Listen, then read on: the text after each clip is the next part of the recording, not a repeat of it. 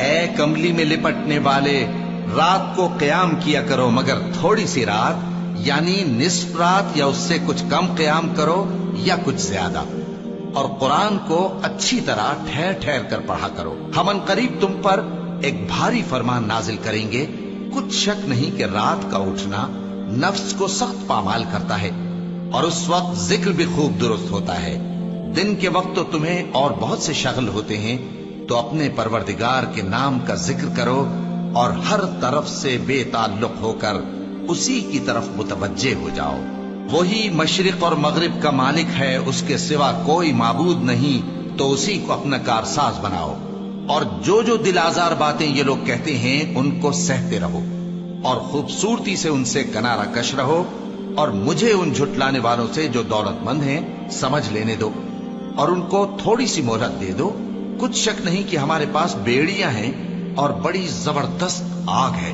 اور گلے میں اٹکنے والا کھانا ہے، اور درد دینے والا عذاب ہے۔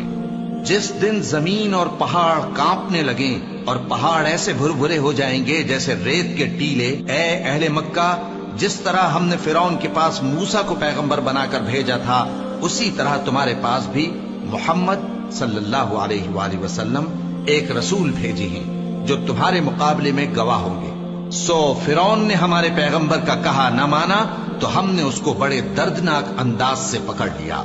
اگر تم بھی ان پیغمبر کو نہ مانو گے تو اس دن سے کس طرح بچو گے جو بچوں کو بوڑھا کر دے گا، جس سے آسمان پھٹ جائے گا۔ یہ اس کا وعدہ پورا ہو کر رہے گا۔ یہ قرآن تو نصیحت ہے، سو جو چاہے اپنے پروردگار تک پہنچنے کا راستہ اختیار کر لے۔ تمہارا پروردگار خوب جانتا ہے کہ تم اور تمہارے ساتھ کے لوگ کبھی 2/3 رات کے قریب اور کبھی آدھی رات اور کبھی تہائی رات قیام کیا کرتے ہو، اور اللہ رات اور دن کا اندازہ رکھتا ہے۔ اس نے معلوم کیا کہ تم اس کو نبھا نہ سکو گے تو اس نے تم پر مہربانی کی، پس جتنا آسانی سے ہو سکے اتنا قرآن پڑھ لیا کرو۔ اس نے جانا کہ تم میں بعض بیمار بھی ہوں گے اور بعض اللہ کے فضل یعنی معاش کی تلاش میں ملک میں سفر کریں گے، اور بعض اللہ کی راہ میں لڑیں گے، تو جتنا آسانی سے ہو سکے اتنا قرآن پڑھ لیا کرو، اور نماز قائم کرتے رہو اور زکوٰۃ ادا کرتے رہو، اور اللہ کو نیک نیتی سے قرض دیتے رہو، اور جو عمل نیک تم اپنے لیے آگے بھیجو گے اس کو اللہ کے ہاں بہتر اور صلے میں بہت عظیم پاؤ گے،